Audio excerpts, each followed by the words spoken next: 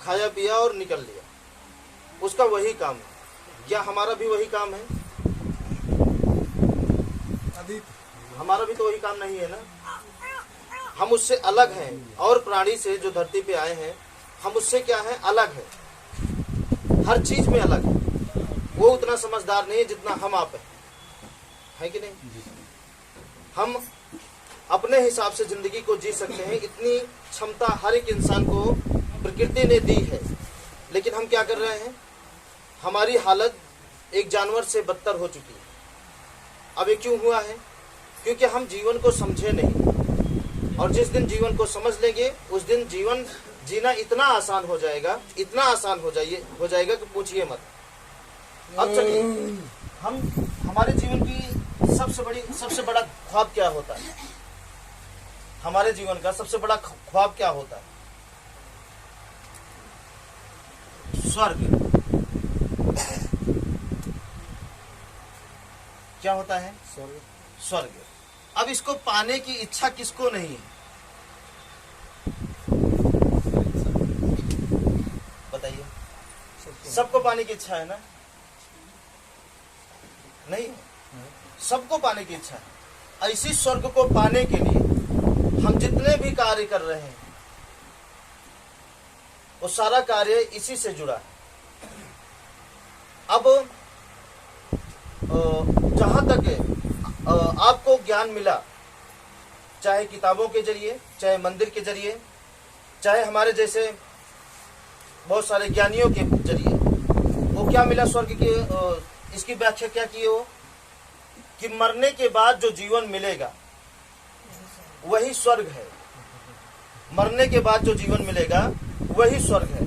अब आप बताइए, क्या यही सही है कि मरने के बाद? अब आप बताइए ईमानदारी से, जो भी व्यक्ति आज तक मरा है, ऐसा कोई नहीं है यहाँ पे जिसके घर में कोई न मरा हो, पड़ोसी में कोई न मरा हो, रिश्तेदार में कोई न मरा हो, या मृत्यु शरीर ना देखा हो, कोई ऐसा है नहीं यहाँ पे, है? सबने देखा है। अब आप बताइए, उसमें से कितने लोग आपको ये आभास कराए मरने के बाद कि हमको स्वर्ग जैसी जिंदगी मिलेगी? कितने लोग? कोई भी कहीं से भी इशारा आपको मिला जिसका प्रमाण आप दे सके, मतलब जिसका सबूत आप दे सके, कहीं से भी इसका प्रमाण आपको मिला कि हमारी जिंदगी, आपके पूर्वज मरे और वो स्वर्ग की जिंदगी जी रहे? लेकिन देखिए, सोचिए कि मरने के बाद भी हमारे पूर्वज को स्वर्ग मिले, इसके लिए हम कितना जतन करते हैं, स्वयं के लिए भी और पूर्वज के लिए भी। लेकिन कोई सबूत नहीं है कि उन्हें स्वर्ग मिला कि नरक मिला। अब चलिए थोड़ा सा बताइए, ये स्वर्ग है और ये नरक है। अगला जीवन, मरने के बाद का जो जीवन है वो हमारा अगला जीवन है। और ये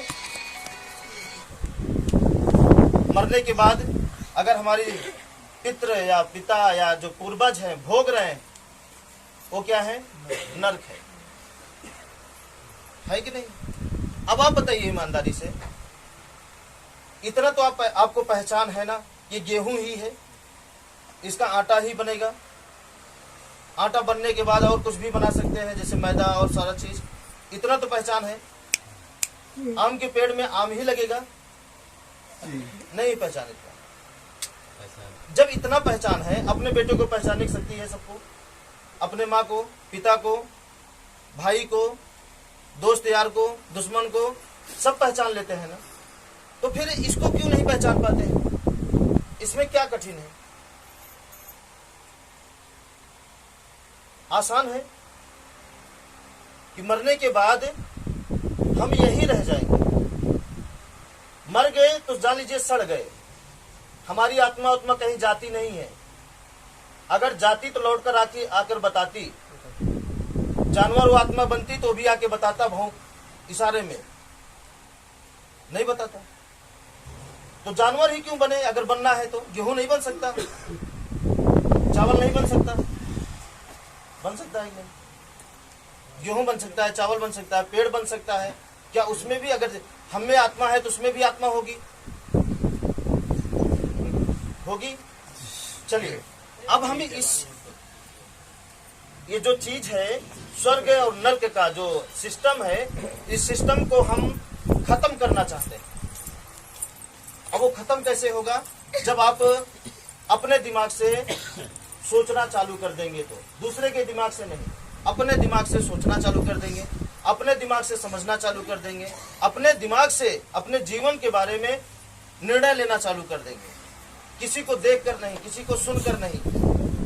ठीक है, क्योंकि जिंदगी आपकी है और आपके जीवन के बारे में आपसे अच्छा इस धरती पे कोई नहीं सोचने वाला है। कोई सोचने वाला मतलब आपके जीवन के बारे में आपसे बढ़िया कोई और है नहीं जो सोच सके, जो कर सके, वो आप ही हैं।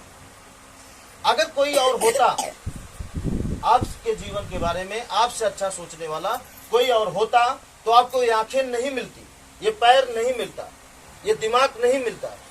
अगर मिला है तो अपनी रक्षा करने के लिए, स्वयं को सुधारने के लिए, स्वयं को आगे बढ़ाने के लिए। ठीक है, अब ये तभी हो सकता है जब आप इनका पांचों चीजों का इस्तेमाल करेंगे। मतलब आंख, कान, नाक, जीभ, त्वचा, ये 5 इंद्रियां हैं। जब आप इसका इस्तेमाल करना सही तरीके से चालू कर देंगे, ये आपकी रक्षा करनी शुरू कर देंगे। हाँ या ना?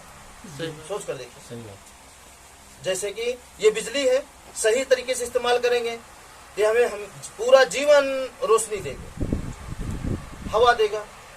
सही तरीके से जो जो इसका कार्य है, वो सारा कार्य आपको आपके हर कार्य में ये मददगार साबित होगा। ठीक उसी तरीके से ये 5 चीजें हैं, अगर हम इसका सही इस्तेमाल किए, ये हर समय हमारे लिए सही साबित होंगे। और गलत इस्तेमाल किए तो गलत होगा, और गलत का सजा गलत ही होता है, और सही कर्म का सजा सही होता है। ठीक है, अब चलिए, अब यह है नर्क, यह है स्वर्ग। अब हमारे ख्याल से, आपके नहीं, आपके ख्याल से तो मरने के बाद स्वर्ग है ना? मरने के बाद स्वर्ग और नर्क है, आपके कर्मों द्वारा निर्धारित होता है आपके ख्याल से। हमारे ख्याल से यही पे स्वर्ग है और यही पे नर्क भी। अब इस जीवन को इन 5 शक्तियों द्वारा, आंख, कान, नाक, जीभ, त्वचा, इन 5 शक्तियों द्वारा आप चाहे इस जीवन को नर्क बना लीजिए और चाहे इसी जीवन को स्वर्ग बना लीजिए। और रही बात अगला जन्म और पिछला जन्म, तो आपका पिछला जन्म जिसके बदौलत आप धरती पर आए हैं, वो आपके पिछले जन्म है, और आपकी बदौलत जो धरती पे आएगा या आया है, वो आपका अगला जन्म। नहीं समझ रहे? जैसे आपके माता पिता आपके पिछले जन्म, आपके माता पिता के उनके माता पिता वो उनके पिछले जन्म, आपका बेटा आपका अगला जन्म, आपके बेटे का बेटा उसका अगला जन्म। बात समझ रहे? चेक करिए, अगला जन्म का मतलब आपका पूरा संस्कार उसमें होना चाहिए। और आपका संस्कार आपके बेटे के अलावा किसमें मिलता है? ज्यादातर शकल से लेकर, ब्लड से लेकर के, थोड़ा बहुत सोच से लेकर के, कद काठी से लेकर के, रंग से लेकर के, ज्यादातर किसमें मिलता है? बेटे पुत्र बेटे में ही। हाँ या ना? कभी कभी एकदम सेम हो जाते हैं। देखिए बाप बेटा एकदम सेम लगते हैं, अंतर रहता है तो थोड़ा बहुत अंतर है। बात समझ है कि नहीं? तो आपका बेटा आपका अगला जन्म है, आपके पूर्वज आपके पिछले जन्म है। इसलिए अगले जन्म को बेहतर बनाना है, इस जन्म को बेहतर बनाना पड़ेगा। ठीक है, अब इस जन्म को हम कहाँ घसीट रहे हैं, नर्क में या स्वर्ग में?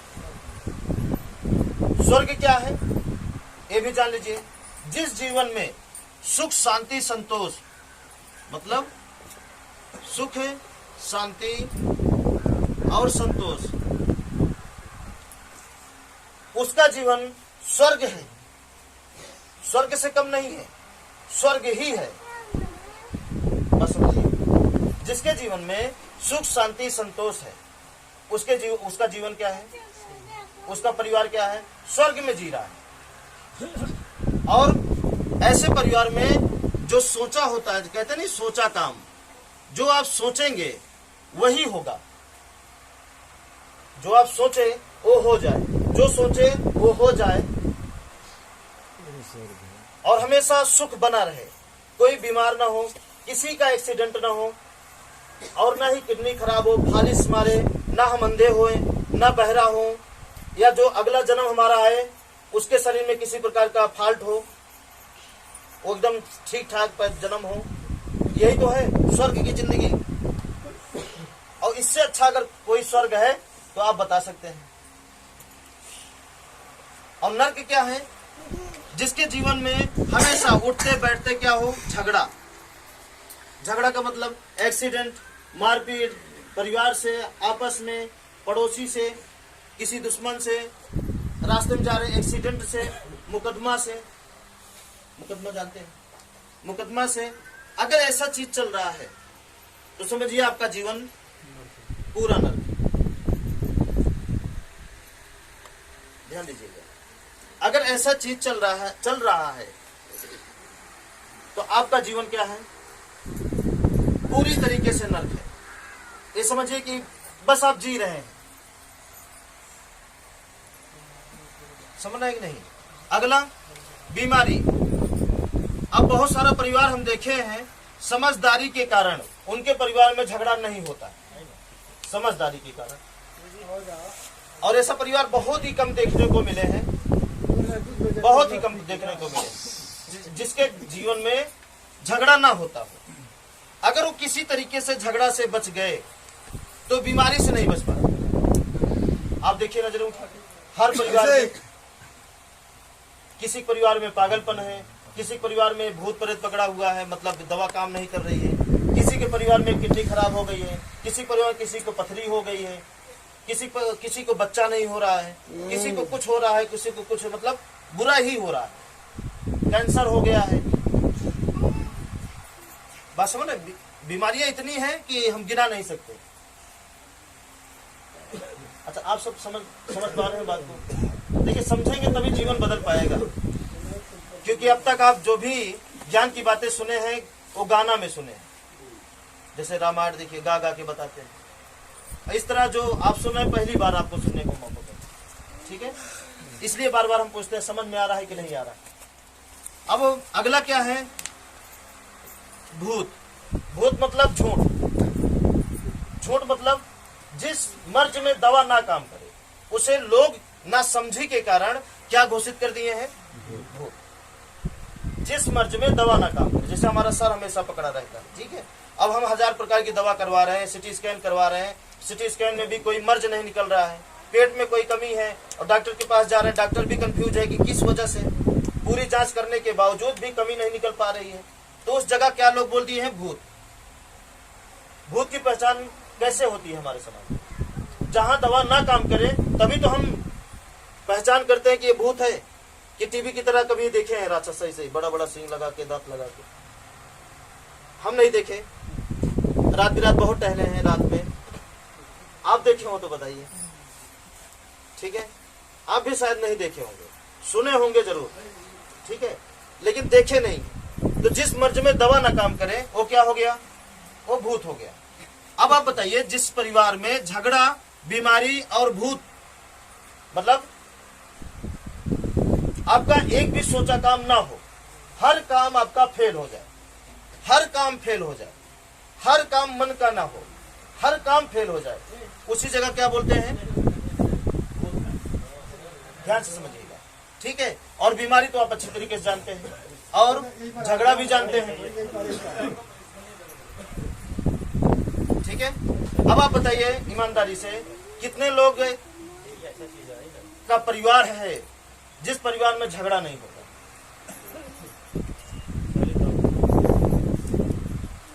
सबका होता है झगड़ा। बिना 2-4 बार लड़े खाना ना मिलता, सबका है। बड़ी समस्या है। कोई परिवार बताइए जिस परिवार में कोई बीमारी ना हो? हर परिवार में।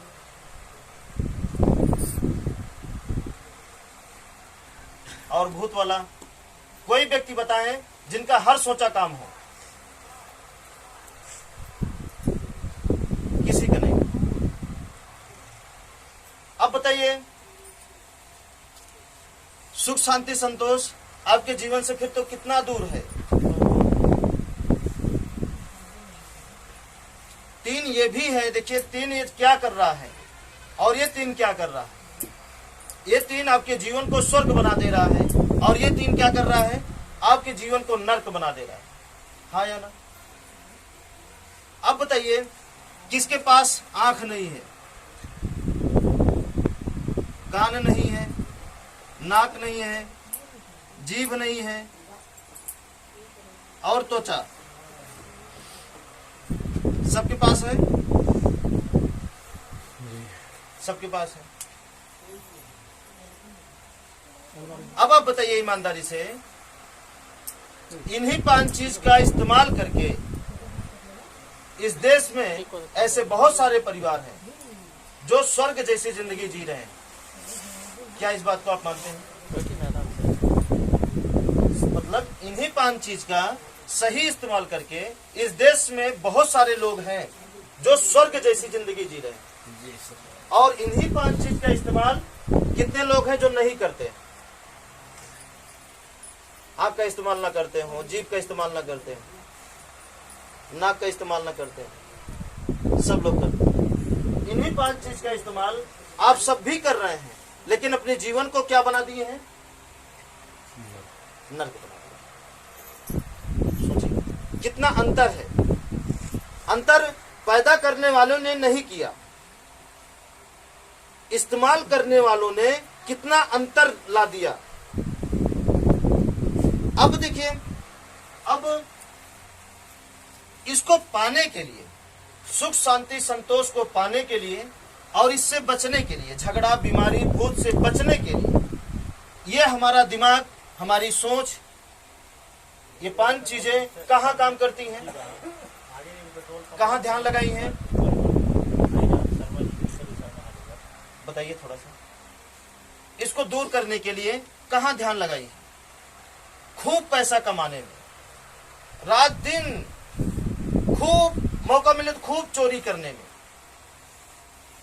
मौका मिला तो झगड़ा करने में, मौका मिला तो बेईमानी और छीनने में, मौका मिला तो धोखा देने में। हाँ या ना? दिमाग लगा है कि नहीं? अगर इससे भी कुछ नहीं हुआ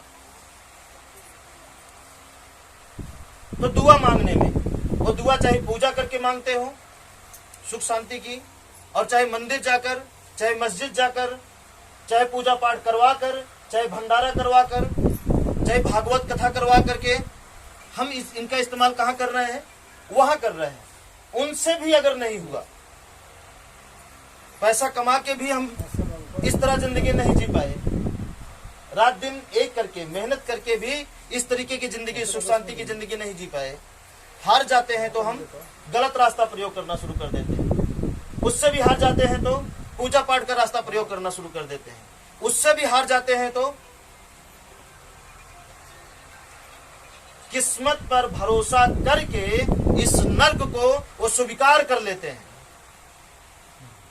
कि हमारे जीवन में नर्क ही लिखा है, और इस कथन को सत्य मान करके वो नर्क जैसी जिंदगी को जीना शुरू कर देते हैं। मतलब प्रयास ही नहीं करते कि अपने जीवन को कोई तो रास्ता होगा इस धरती पे जो हमारे जीवन को स्वर्ग जैसा जीवन दे सके, हमारे जीवन को बदल सके, हमारे जीवन में भी 4 चांद लग सके। बात समझ रहे हैं कि नहीं? अगर कोई बात गलत हो तो हाथ ऊपर कर सकते हैं, ठीक है? क्या यही हो रहा है जो हम बता रहे हैं सबके जीवन में? यही हो रहा है। फिर जब हम हार जाते हैं, ये नहीं मिलता, तो फिर हम इस उम्मीद में जीना शुरू कर देते हैं कि चलिए मरने के बाद जो अगला जन्म आएगा, उस जन्म में हम क्या पता राजकुमार बनकर पैदा। इस उम्मीद में हमारा बुढ़ापा कटना शुरू हो जाता है। जब बेटा हमारा नालायक निकल जाता है तो इस उम्मीद से जीना शुरू कर देते हैं, क्या पता हमारा बेटे का बेटा लायक निकल जाए। अगर वो भी आपके बस से बाहर चला जाता है तो फिर आप एक उम्मीद बना लेते हैं कि अगले जन्म में क्या पता हम अच्छा बेटा पाए। इसी तरीके से हमारी जिंदगी, कीमती जिंदगी जो एक बार चली जाएगी, दोबारा वापस नहीं आएगी। क्योंकि आज तक इतिहास गवाह है, जिसकी जिंदगी एक बार गई दोबारा वापस नहीं आई है। हाँ या ना? तो आपकी कैसे आएगी? किसी की नहीं आई, तो आपकी कैसे आएगी? बचपना अगर बीत जाएगा तो उस बचपना को अगर दोबारा लाना चाहें तो आ सकता है? इस उम्र अगर ये उम्र बीत गई तो दोबारा आ जाएगी? कभी नहीं आएगी, चाहे कितनों ताकत लगा लीजिए। तो इसलिए अगर हम हर उम्र में अगर हम सुख शांति संतोष के साथ जिंदगी जीना शुरू कर दें तो क्या बुराई है? बस इसी का इस्तेमाल करें। इस्तेमाल तो कर ही रहे हैं, कहीं ना कहीं कर रहे हैं कि नहीं कर रहे हैं?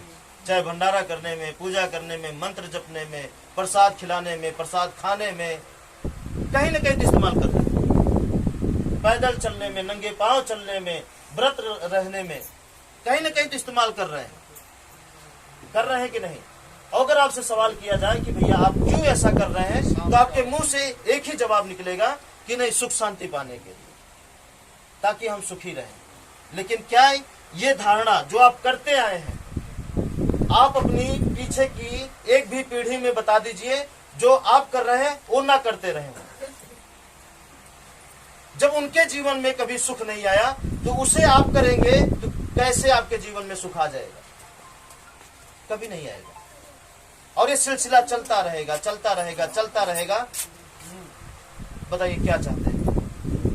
अगर चाहते हैं कि इसी जीवन को, इसी उम्र को, जो उम्र आपकी है, इसी उम्र को, इसी जीवन को, इसी समय को अगर हम अच्छा बना ले तो,